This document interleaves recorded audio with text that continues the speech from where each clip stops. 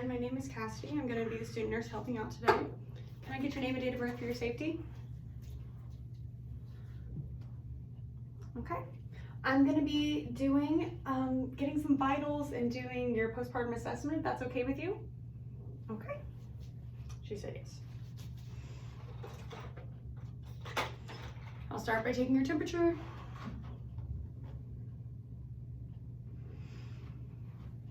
And temperature looks good.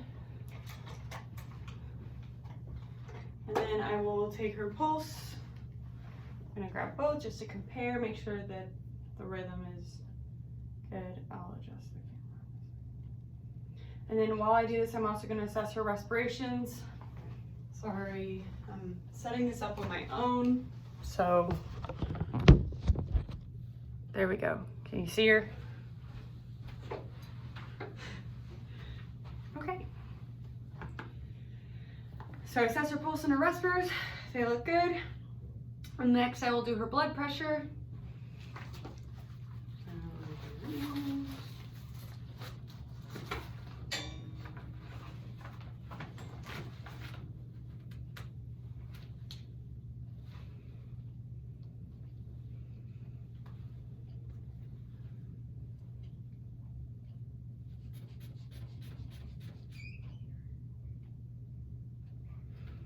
Sounds good.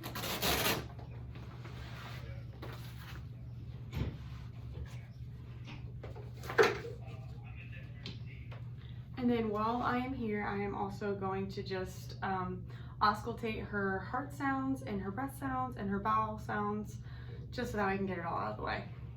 So Anne, do you mind if I lower your shirt a little bit? Okay.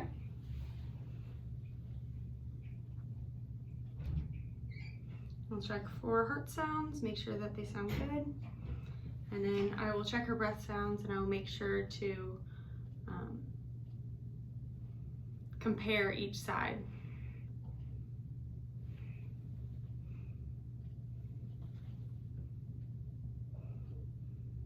Sound good? Before I get into the postpartum part of the assessment, I will ask her if she's feeling any pain. I could also ask her, when the pain med is due. I'll have her rate on a scale of 1 to 10. Ask if there's anything that she might want non-pharmacologically that could help her with pain. So if she says, no, I'm fine, I'll go on with the rest of my assessment.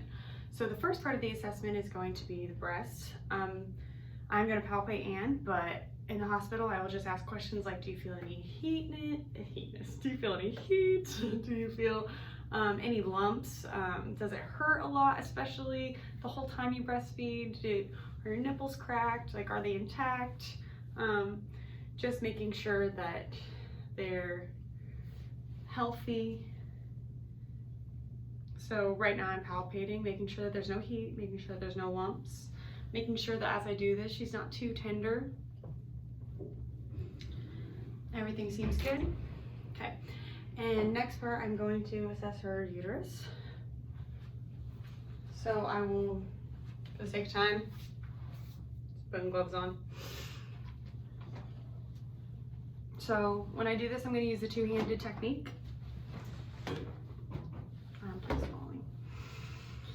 So I'm going to put my hand right here so I don't invert the uterus, and then I'm going to palpate. So when I palpate, I'm looking for 3 things. I'm looking to see if her uterus is firm or boggy. We want it to be firm. I am looking to see if it is midline or if it is displaced. I want it to be midline. And then I'm also going to measure in relation to the umbilicus or the belly button where the fundus of the uterus is, or the top of it. So right now her uterus feels firm. It's midline. It's not one side or the other. And then since I have 2 fingers like this, right below the belly button, she is a -2. If it was at the umbilicus, I would put that it's at the U. If it's below 1 finger, I put +1. Get the idea. Okay. And then I'm gonna leave my gloves on because I'm not gonna palpate for these next 2. But I'm just gonna ask her, if she's had any bowel movements or gas. If she says that she hasn't, or yeah, a little bit, but I feel like I could go more, I'll just educate her on just basic constipation stuff like increasing fluids. When Colace is offered, stool softener, or anything is offered to her, that she take it in order to help that. It can also help if she has an episiotomy or a natural tear from birth. And I will also teach her that she needs to order foods and eat foods that are high in fiber. So, and then, sorry, not touching. Then I will also assess her bladder. So I'll ask her when the last time she went to the bathroom is, the frequency of her going to the bathroom, if she has any pain, if she notices any odor. If she does, she may have a UTI. So I just want to make sure that everything's good down there. So now I'll move on to the L, and the L is going to be the lochia. So this is going to be like the vaginal uterine discharge, you know, that happens after birth.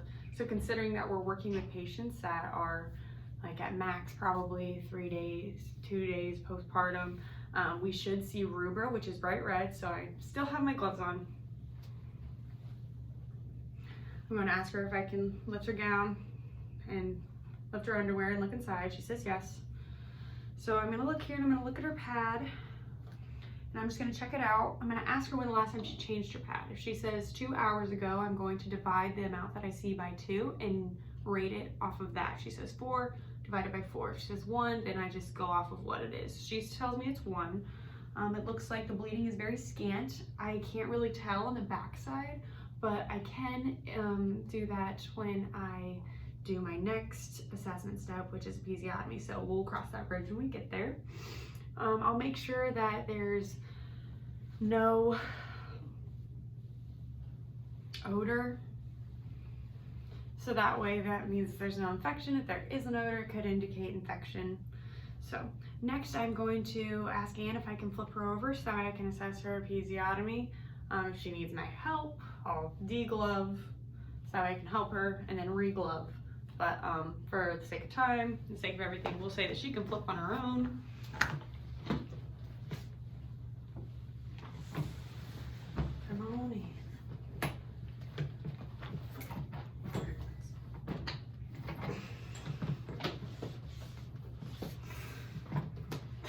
Sorry, this is probably the longest part of the video.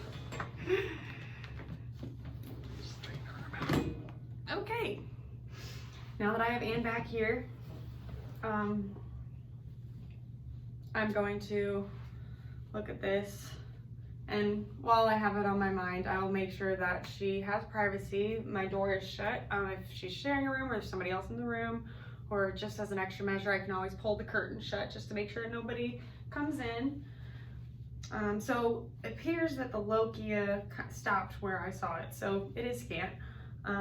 Now since I'm back here, I'm going to assess her episiotomy if she has one. If she didn't have one, just had a C-section, I'm still going to look back here for hemorrhoids and her spinal site from surgery.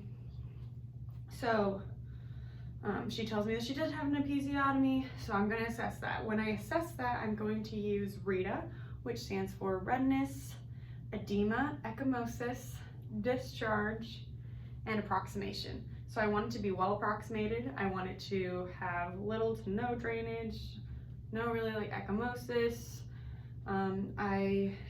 It's okay to have a little bit of edema and redness as it's healing. Hopefully it's not a whole lot. I'll say she looks good.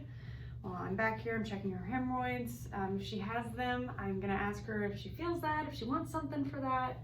And then also while I'm back here, I'm going to check her epidural site or her spinal site.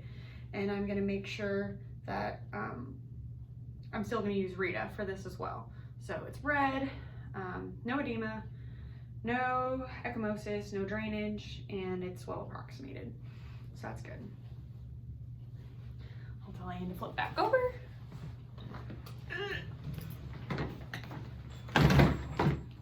Sorry, Anne.